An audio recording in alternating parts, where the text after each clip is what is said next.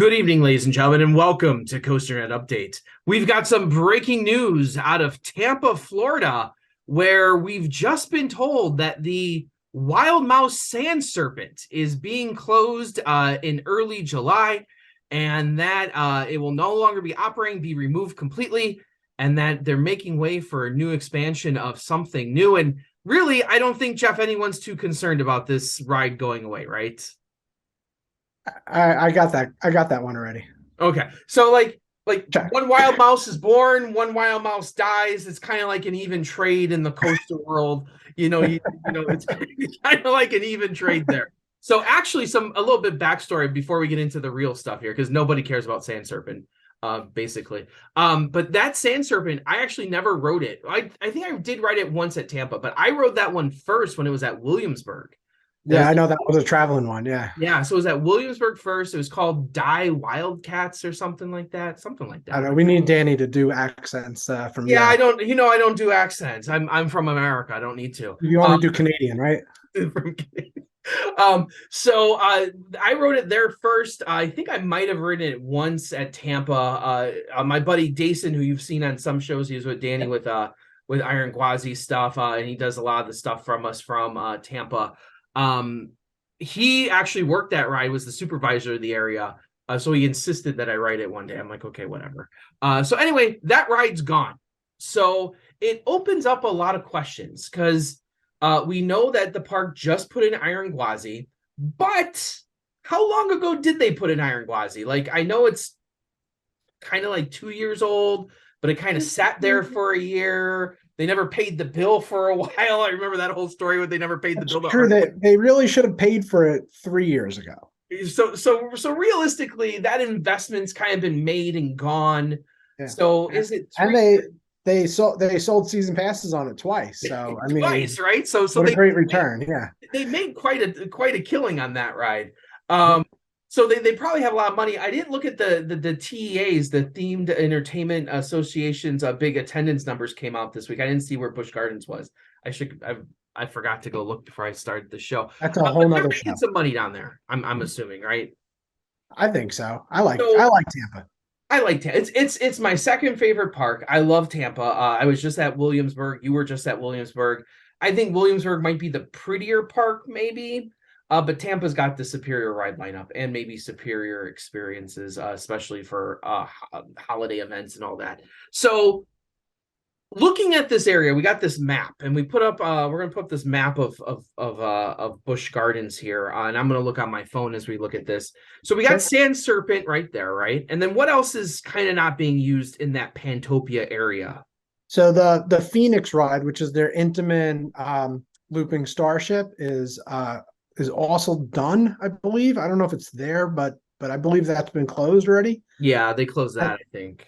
And then the Pantopia Theater is disused, underutilized. I'm eyeballing that as a nice big something, though. Well, that's a large plot of land, number one. And we're going to talk about some ideas of what this ride could be, from what's likely to what's kind of crazy, because we like to talk about crazy stuff, and we'll probably spend more time on the crazy stuff than what's likely. That's because crazy is more fun than what's likely.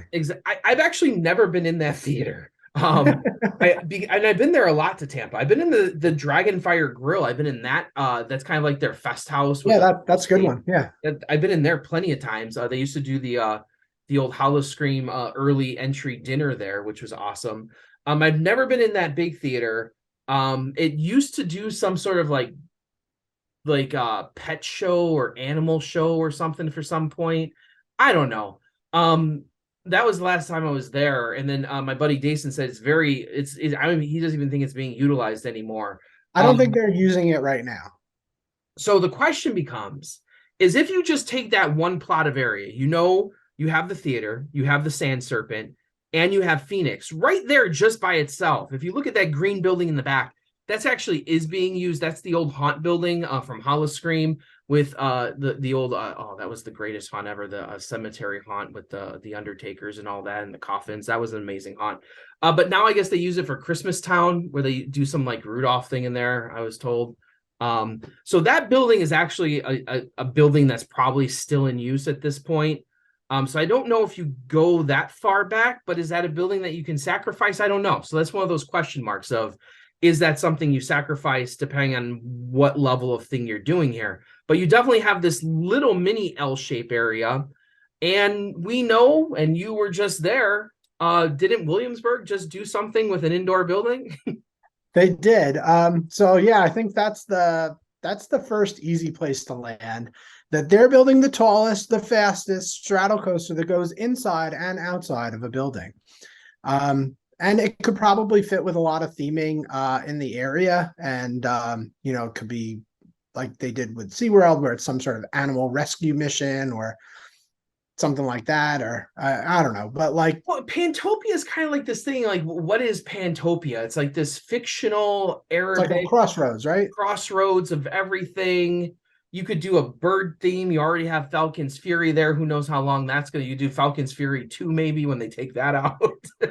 Don't say that. God hope so. I hope, well, excuse me, I hope that they never take that out, but it's not looking, I heard this is its last chance, that after this it's done. Well, we're just making the plot bigger then. Yeah, it's kind of like El Toro, it's kind of like they probably should have just That opened today. shockingly, right? Shocking. El Toro, to the amazement of all, has opened once again and has not been RMC'd yet. The last wood coaster out there that's hanging true.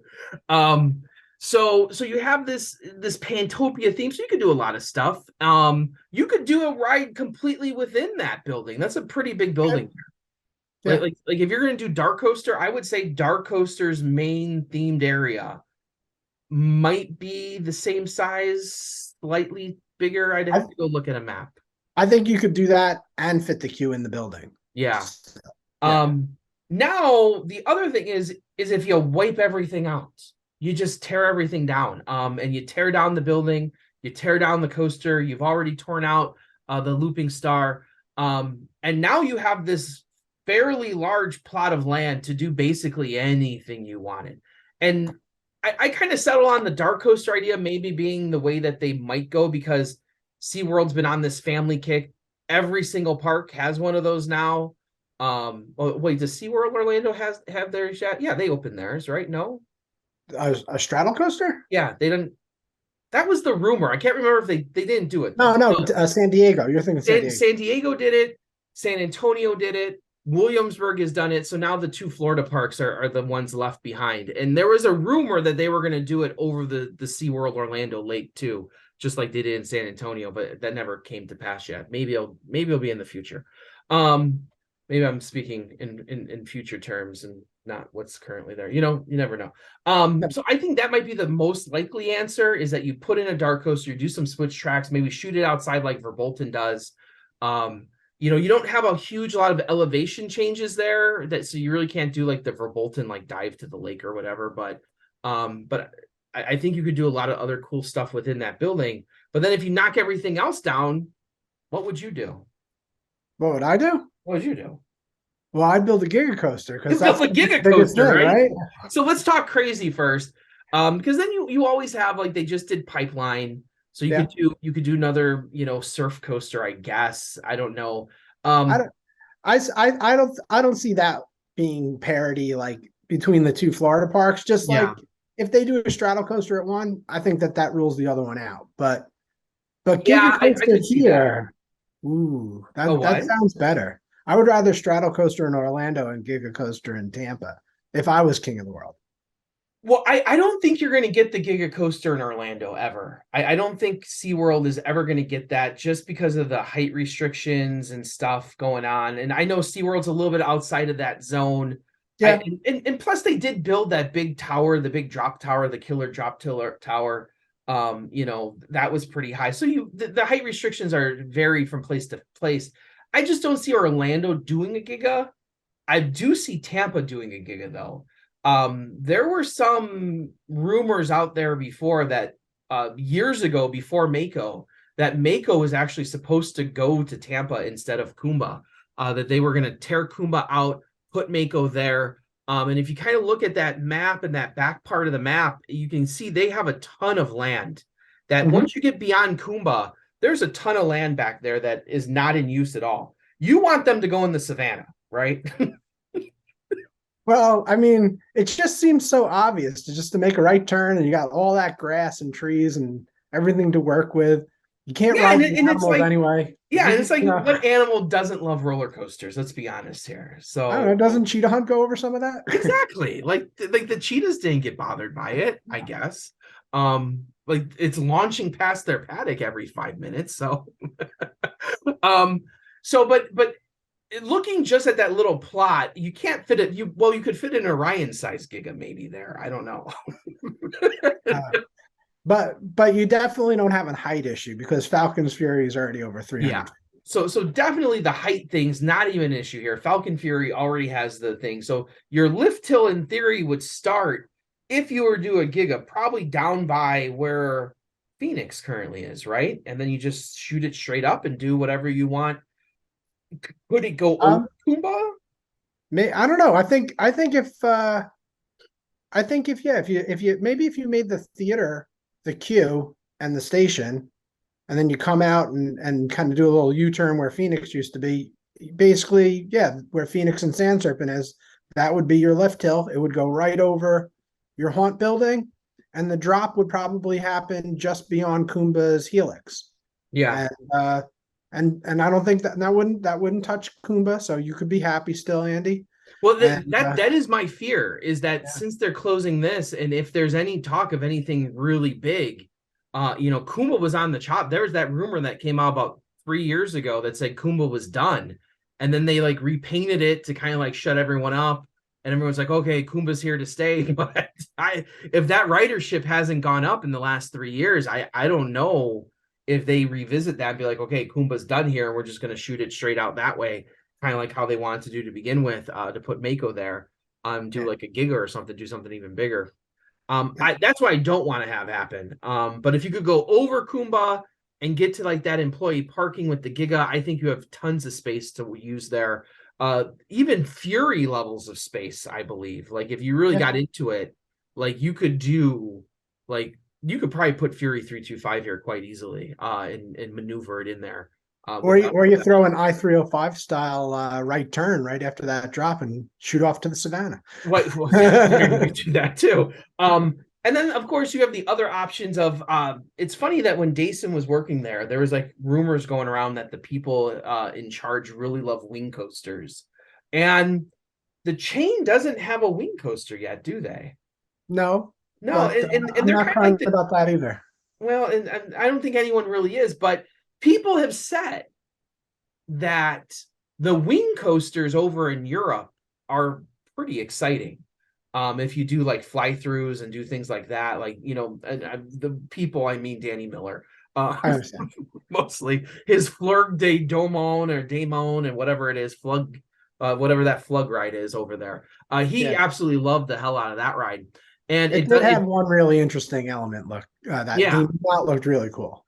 And like you could fit that right in that plot of land there. Yeah, I don't know if depending on how you maneuver it, you probably need to get rid of the theater no matter what happens, though, right? Like, I don't if I mean if you put me in charge of that, I would try to keep some of that facade actually to make it almost like a ruin that you can go through. and then have it That actually go theater, through it. Yeah. yeah, I don't know if you remember, but that theater, the way that the wall goes across the front, like going from right to left, it kind of as it goes back towards Kumba, that's the path to get out of the area. Yes. So like the staircase kind of like follows the edge of that theater Yeah. around. So it would be kind of cool to retain some of that and maybe have like a track going right through it, maybe. Yeah. That would be really cool, I think. And I kind of like B&M is kind of like in this resurgence mode of taking old styles of roller coasters and kind of making them more interesting. Everyone said that Emperor at San Diego's, even though it's smaller, is probably a better dive coaster than a lot of the other dive coasters. It does some cool stuff. The wing coasters over in Europe seem to get pretty high marks, generally speaking. And it's kind of And like one of those rides that I don't think is super intimidating where Tampa gets that big family market coming in from Orlando. It's going to be thrilling enough, but also be able to reach these other people as well, and not be super intimidating and be like, oh, cool, look at you do these keyhole loops and stuff through the building. It might be a really cool idea for right there. It Which would be easy theming for them too, because it's easy to be like it's an animal. yeah, exactly. Like it just be some sort of bird flying through Pantopia, just like Falcon's Fury, or who knows what they could do. But like I feel like the major answers are B and M. Now some people were saying maybe like a Pantheon style ride with like a spike and a launch and Yeah. I mean the that what were they calling it? Drakenspire that we yeah. reported on way back when. Oh, That never really came to be, and maybe they took that contract and moved it right over into a couple of straddle coasters instead. But you know, while that could not fit there because it fit land, they could do that style of ride here. It wouldn't be that far off. They don't have a good launch coaster here. I mean, like I really like Cheetah Hunt. I'm not saying that's not a good launch coaster. I'm just saying it doesn't have a real good launch. no, it And doesn't feel like a launch. It feels just yeah, like a way to get into the ride. Like, yeah, it's just a way to get going. yeah. And the same thing with like Tigress. I mean, everybody's been on those Skyrocket twos. It's not the launch is good and it feels good, but it's a very small ride. It doesn't feel like uh a marquee ride like what Pantheon feels like. Yeah.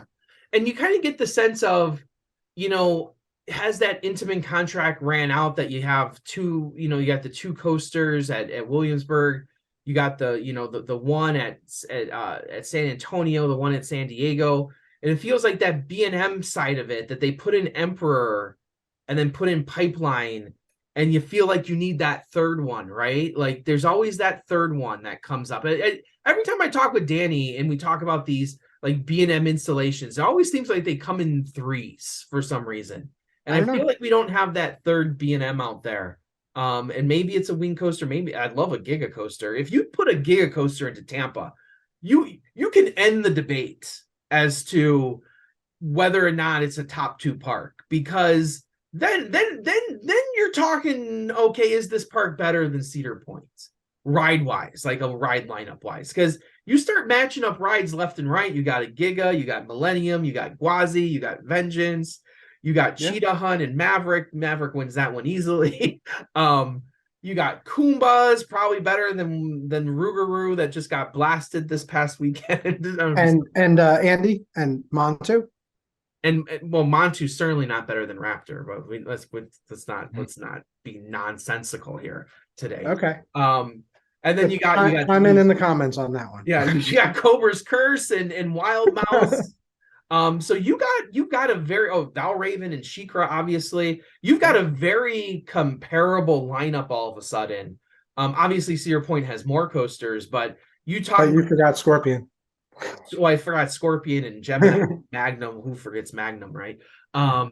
But you have a very interesting debate there now as to what park. I think every other debate people have as to, oh, is Magic Mountain better than Cedar Point? It's not even a debate. It's not even close. It's not even a discussion in my mind. This is like a Voyage versus Lightning Rod discussion. Like you're just stupid if you vote the other way. You're trying just to be contrary. But now you put in a Giga at Tampa, and man, I feel like you have a real debate there that you could have, especially with the little rides that are there and all the experiences that Tampa has. And obviously their events are probably better than Cedar Point's events. So it would be And if interesting they put in a Giga, the next thing I would want is a hotel so I could stay longer. right? Because like Because really that's it. yeah, because like all the hotels there are kind of sketchy. It's Tampa. So I've actually never stayed in Tampa. Like I've never stayed in Tampa. It's funny. The last time we stayed like right outside the wall, and the what was it? Marshall Tucker band was there too, Uh-huh. and like they actually had a guy standing next to their bus all night. Like they didn't even want to be in Tampa. Tampa, especially that area, is a little sketchy. And I know Dason lives there, and Dason's told me that. He's like, yeah, you don't want to be. So but even if they put in a wing coaster there, that's really good. I think it really raises the profile of that park. They put in another dark coaster, I think, okay, whatever. It could be cool. I really like Dark Coaster. I wrote it a week and a half ago now.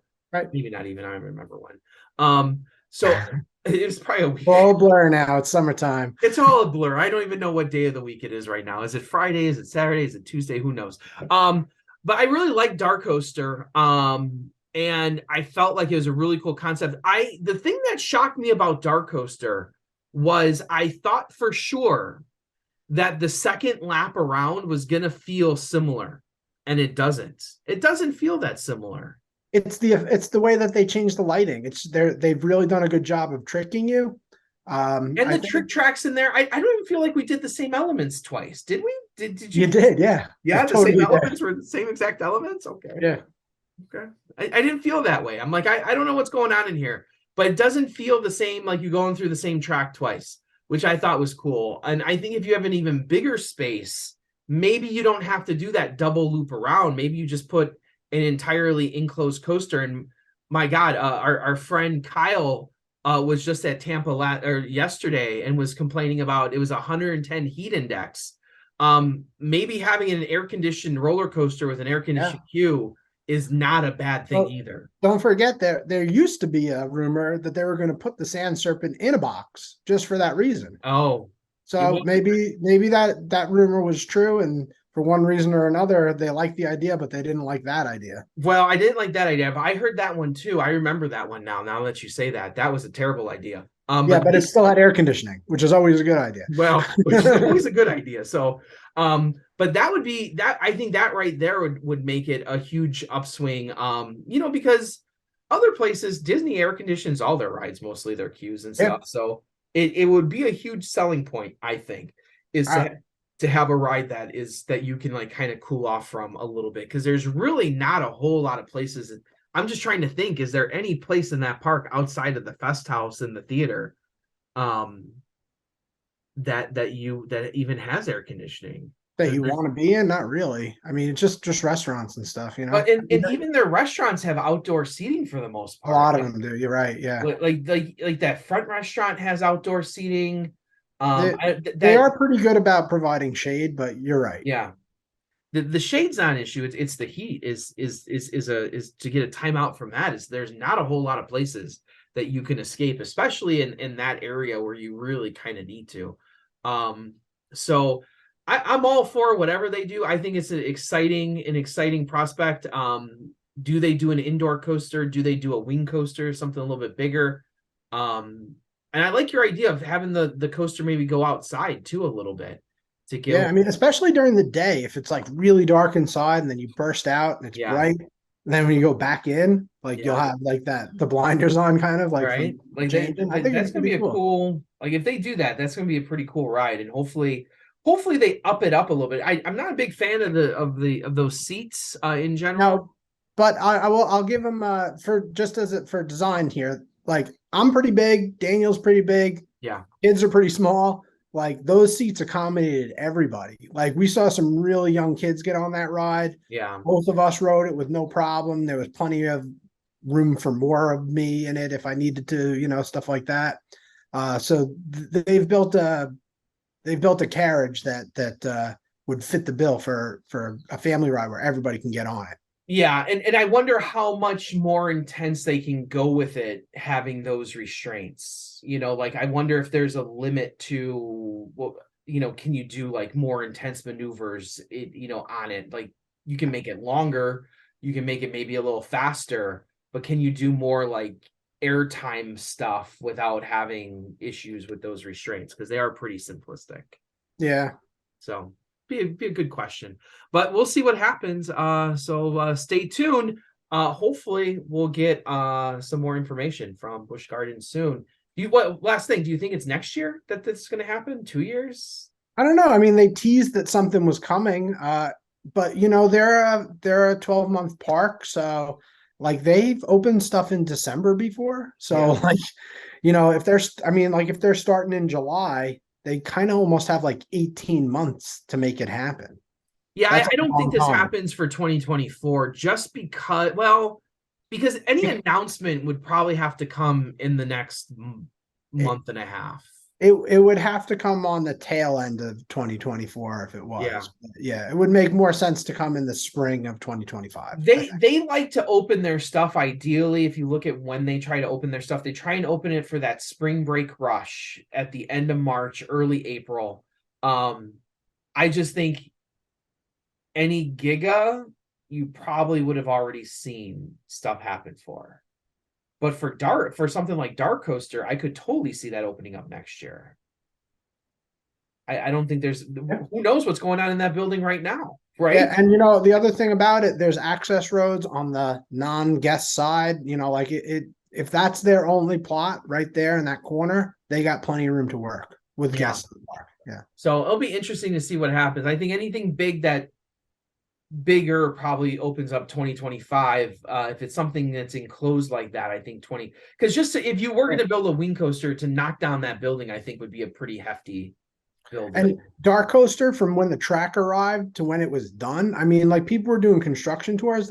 That shit was done like 6 months before they opened it. Yeah. So like that ride's going to go up real quick, especially if you have that solid foundation in there. So we'll see what happens, but stay tuned. And as always, I am Andy Rovarchek from Chicago, Illinois. I'm Jeff Goodman from Long Island, New York. Right on, Ride Warriors. See you later.